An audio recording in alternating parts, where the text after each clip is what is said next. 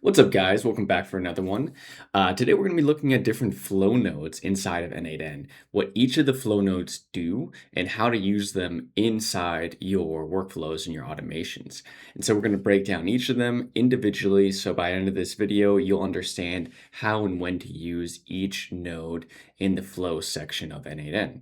And if you're new to this channel, what we do here is we look at automations and we look at leveraging our time using AI and different automation softwares so that one, you can have more time on your hands, and two, you can use these to make money. So if that's of interest to you, go ahead and drop kick the like button.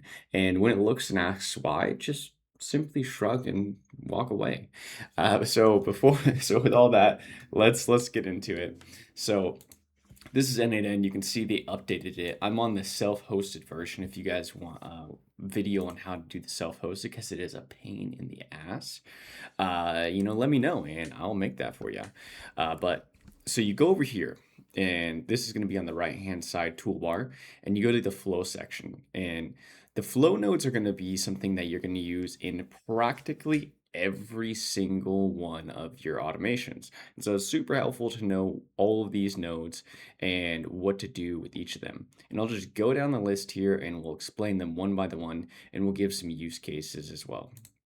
So the first one is going to be a filter node. The filter node is really simple, really self-explanatory. I actually don't use it a lot because I prefer the if node, which I'll get into a little bit later and I'll explain why. But how the flow node works is you put X value in here, and then if it is equal to X value, it's allowed to continue down the flow. If it is equal to any value outside of X, then it gets stopped here. And then it'll just re-go through the automation if you have it set to cycle on any kind of failures. This can be helpful for when you're processing batches of information, and inside these batches there might be some information that you don't need, and you don't need to um, make any notes or changes on the information you don't need, and you just want a hard stop. That's when you need this. And you can add more conditions. So, you can do value 1, value 2, you can say and, or, and then you can add some options of ignore case, which can be helpful if, you don't need to be hyper specific here. So that is the first one. The second one is going to be the if node. And like I said, I like to use the if node more than the filter node in almost every situation.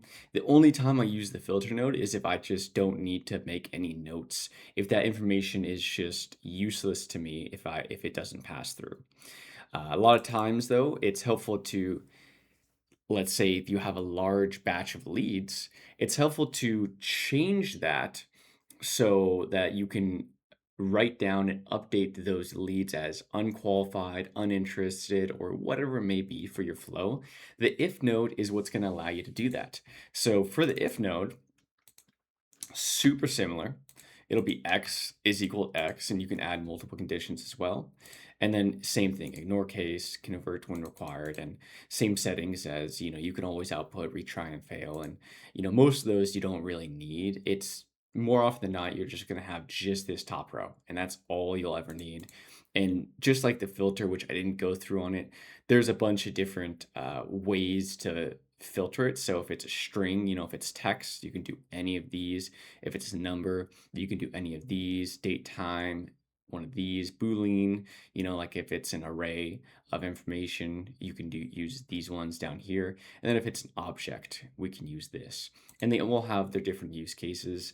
And it's going to be imperative that you use these if nodes and potentially the filter nodes too to make sure your flow works properly. But moreover, on why I like the if node better is because of this false branch.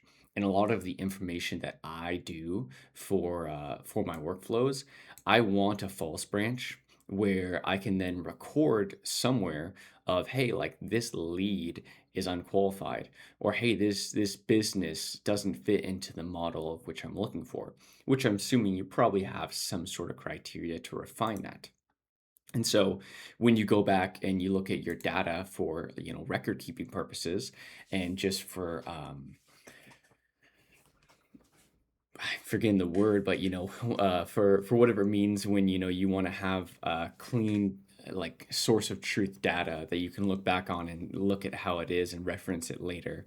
Um, the false node can be the false branch of the if node can be very helpful for that. And I use if nodes, and I would say I think they're literally in every single one of my flows except for maybe one or two. Loop over items. Loop over items is another incredibly helpful one.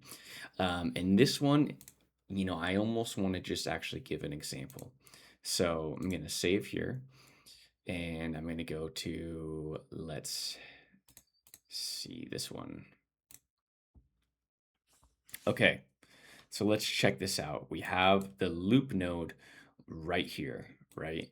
And so what's going on here is we have a large set of data, thousands of items. And so we want that 1,000 of items to be batched one by one because they are all unique items inside of this batch. And so they all need to be processed individually and be run like, one by one, not to reiterate myself. And so for this one, it'll take, let's say there's 1,000 items going in. They'll all get batched right into here. And then it'll go item one, all the way processed through. And this one, it splits it. So it goes path one. And then it goes back and says item two, goes all the way down, switches it, path two. You guys get where I'm going with this until all 1,000 are done. And once all 1,000 are done, then it shoots out into this little done prong, whatever you call that thing, right there. So let me go back to where I was. And so you can see here that it's basically you feed information into it, and then it loops over and loops over until all that information is gone.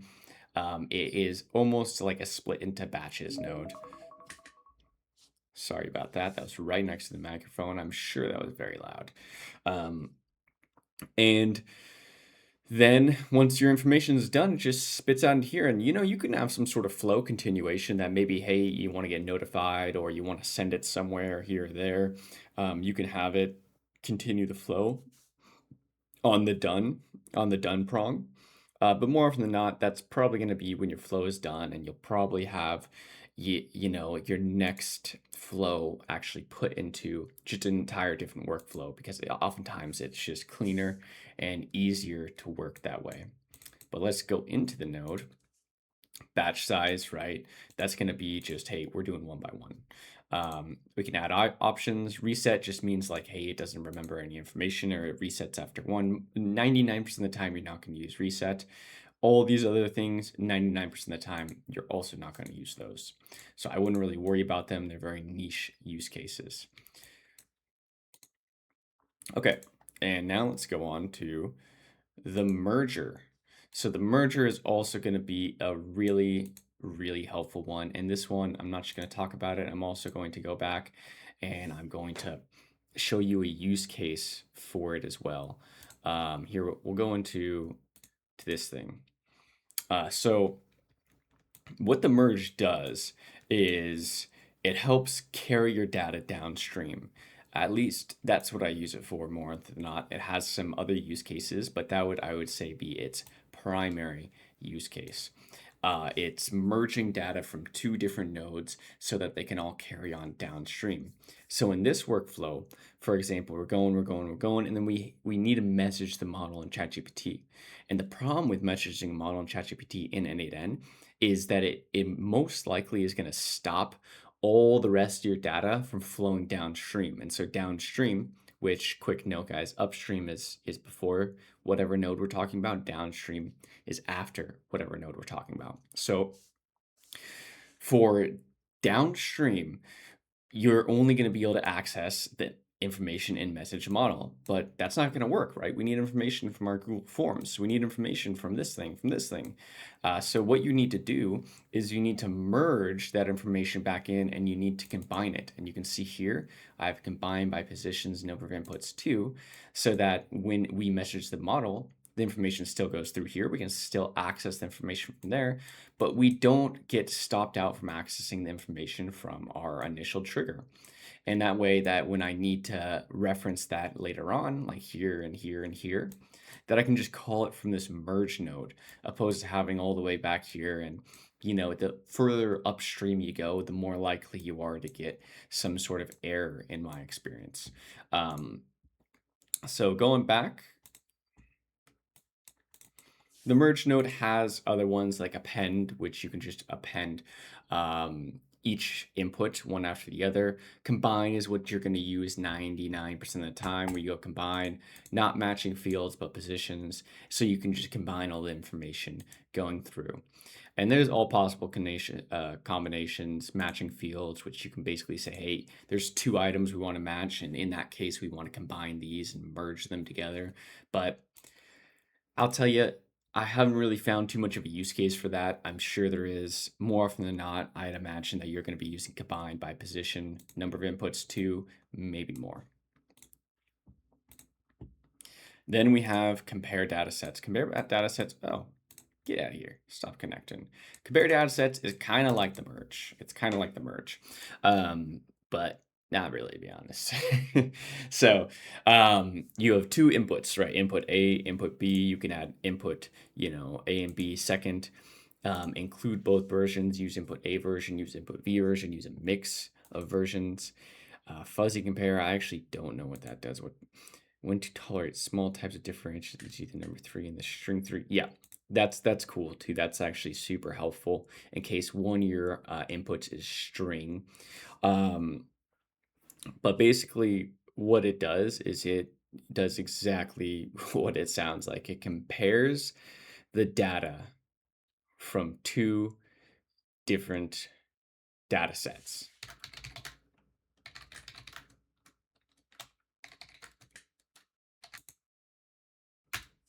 And when it compares those two data sets, it basically is going to tell you what's matching, what's not matching. That's pretty much it. So let's give an example.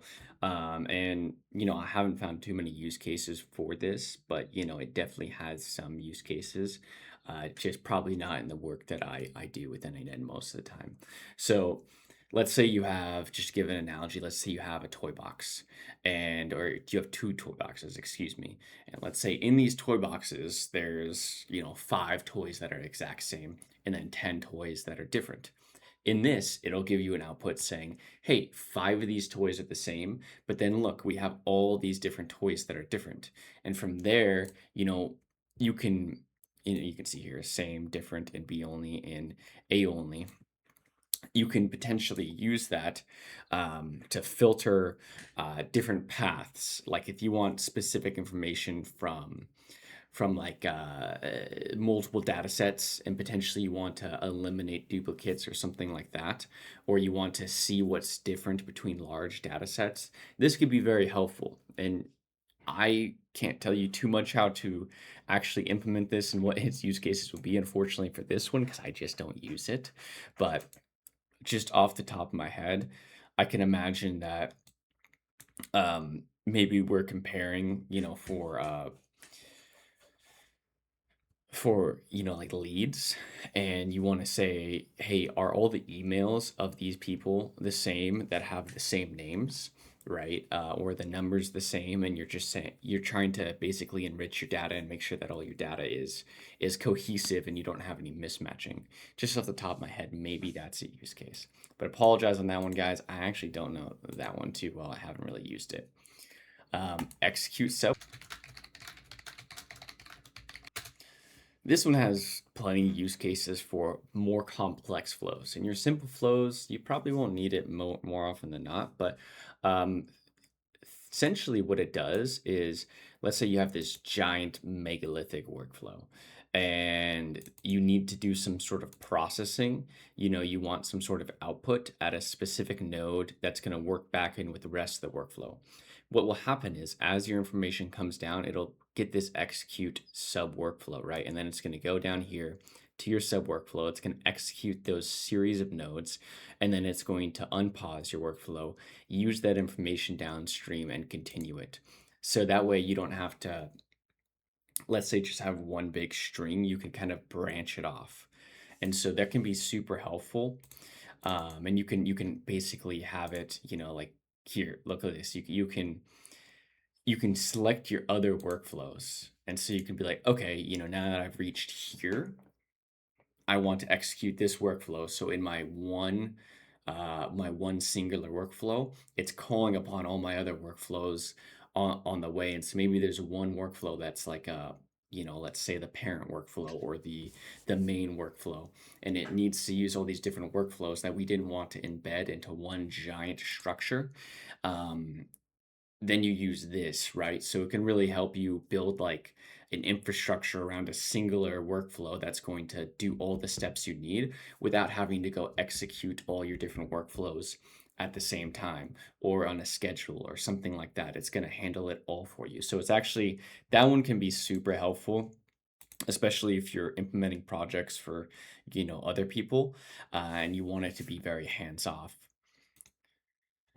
So this one is just basically what it sounds like. It just gives you an error. So honestly, I don't even know what people use that for. Sorry about that one, guys. Um, Switch, here's a cool one. Switch is pretty cool. And I'm gonna go back again to this workflow that we are looking at, because I just find it's not this one. It's got a lot of different things going on it that can be super helpful to help understand the concept behind it. So here we have batched different ChatGPTs that are going to give us different responses. So essentially, what this switch node does is it says, hey, the first person I want to test my A path icebreaker. The second person I want to test my B path icebreaker. The third person I want to test my C path icebreaker. The fourth, D path, right?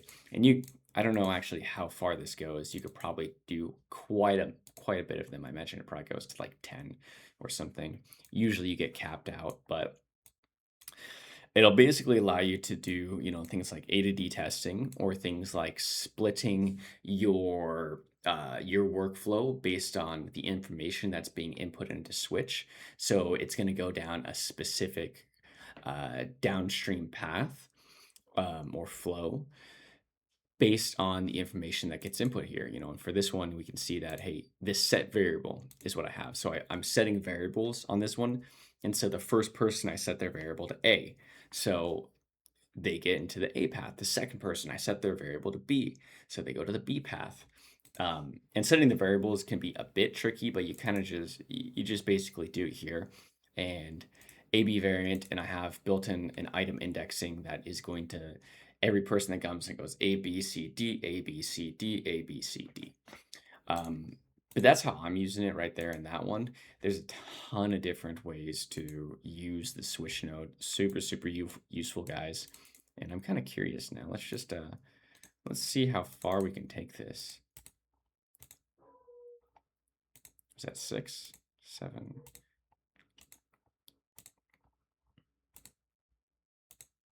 My God, you can do a lot of switches. Is it just infinite? Is it is it just infinite? Can I just keep adding switches? My goodness. That's ridiculous. So, okay, apparently you can add, I don't know what the cap is. Much more than 10. My God. And then lastly, guys, the weight node. This one is pretty self-explanatory. My goodness, this thing snagged him. Let me get him out of here. Um, all this is it's going to stop and pause your workflow for this set amount of time, and you can do at a specified time on a webhook on a form submission. And so it's waiting for a specific trigger to happen, or it's waiting for a specific time. I oftentimes use this as something to control the rate limits on different nodes in N8N, like the Google Sheets node can be very rate limited. And so sometimes if your workflow is very quick, then it can be helpful to add some weight nodes at certain places so that when when you're trying to put these large sets of data into into your Google Sheets that it's not gonna get an error. It's not gonna stall out and it's not gonna break your workflow. And you just play around with it, and you essentially for those kind of situations, you say, what is the minimum amount of time I need to include on this wait node in order to make sure that my workflow doesn't break? Or maybe you want to seem more human with an automation, and you can say, hey, I don't want to email these people back right away if I have an automated email thing. I want to email them back, let's say,